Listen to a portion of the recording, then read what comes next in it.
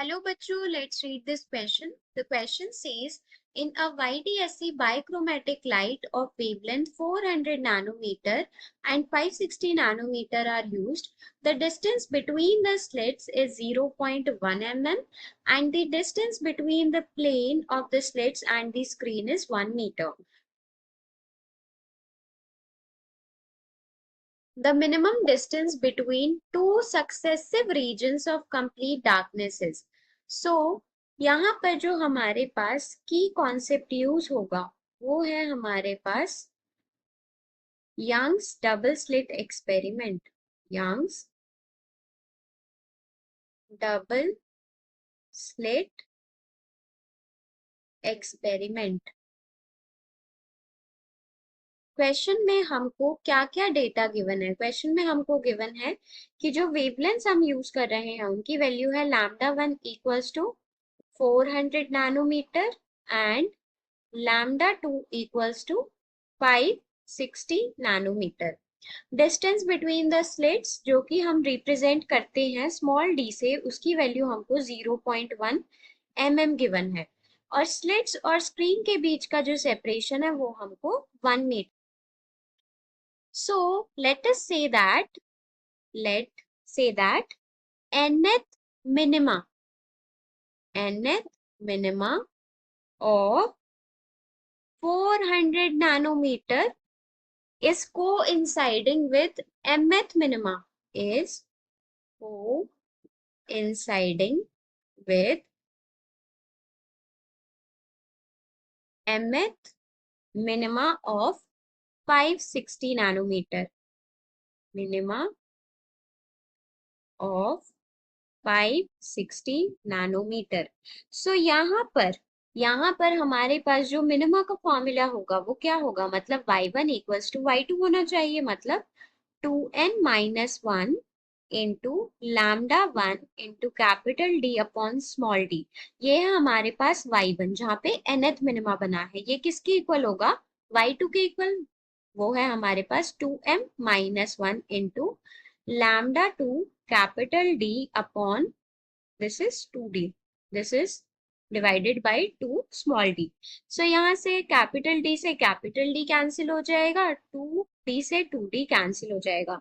So यहाँ से हम क्या बोल सकते हैं? यहाँ से हम बोल सकते हैं कि हमारे पास लैम्डा 2 अपॉन लैम्डा 1 की जो वैल्यू होगी वो होगी हमारे पास 2n-1 अपॉन 2m-1। लैम्डा 2 की वैल्यू हमको क्या गिवन है? वो हमको गिवन है 560।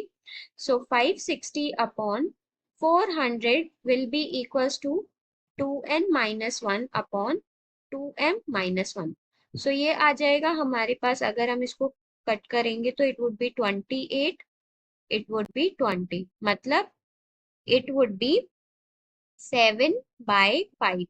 सो यहाँ पे हमारे पास 2n-1 अपॉन 2m-1 की वैल्यू आ जाएगी हमारे पास 7/5। तो यहाँ से हम कंक्लूड कर सकते हैं, अगर 2n-1 अपॉन 2m-1 की वैल्यू 7/5 है तो हम n को 4 एज्यूम कर सकते हैं एंड m को हम 3 एज्यूम कर सकते हैं। इसका मतलब क्या है कि फोर्थ मिनिमा किसकी? 400 नैनोमीटर की। वो कोइंसाइड किसके साथ करेगी? Third minima of 560 nanometre. तो लोकेशन ऑफ मिनिमा y1 की वैल्यू क्या आ जाएगी? y1 की वैल्यू आ जाएगी हमारे पास 2n-1 into lambda 1 capital D upon 2 into small d। सो अगर हम सारी वैल्यूज पुट करें lambda 1 capital D small d और n की, तो n की वैल्यू हमको 4 पुट करनी है तो ये आ जाएगा हमारे पास 7 इंटू लैम्डा 1 की वैल्यू है 400 नैनोमीटर। 400 इंटू 10 की पावर -9 इंटू कैपिटल D की वैल्यू हमको 1 मीटर गिवन है और स्मॉल d की वैल्यू हमको 0.1 mm, मतलब इंटू 10 की पावर -3।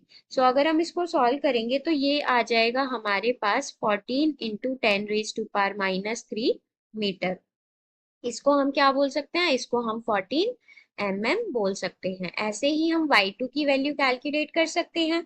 तो y2 की वैल्यू आ जाएगी हमारे पास 2m-1 into lambda 2 capital D upon 2 small d। सो अगर हम सारी वैल्यूज पुट करेंगे तो m की वैल्यू है हमारे पास 3, सो 5 इंटू 560 नैनोमीटर, मतलब 10⁻⁻9 से मल्टीप्लाई इंटू 1/2 इंटू 0.1 इंटू 10⁻⁻3। सो ये हो जाएगा हमारे पास 42 मिलीमीटर। सो कंप्लीट डार्कनेस वाला रीजन एक्चुअल में इन दोनों का सब्ट्रैक्शन होगा। ये जो दोनों हमारे पास डिस्टेंस आए हैं इनका सेपरेशन होगा, मतलब y2 माइनस y1, मतलब 42 माइनस 14। सो हमारे पास जो कंप्लीट डार्कनेस वाला रीजन हो जाएगा वो आ जाएगा हमारे पास 28 mm। सो यहाँ पर हमारे पास करेक्ट ऑप्शन क्या हो जाएगा? करेक्ट ऑप्शन हो जाएगा हमारे पास D option, that is 28 mm. So D option is right. Hope you understood it well. Best of luck.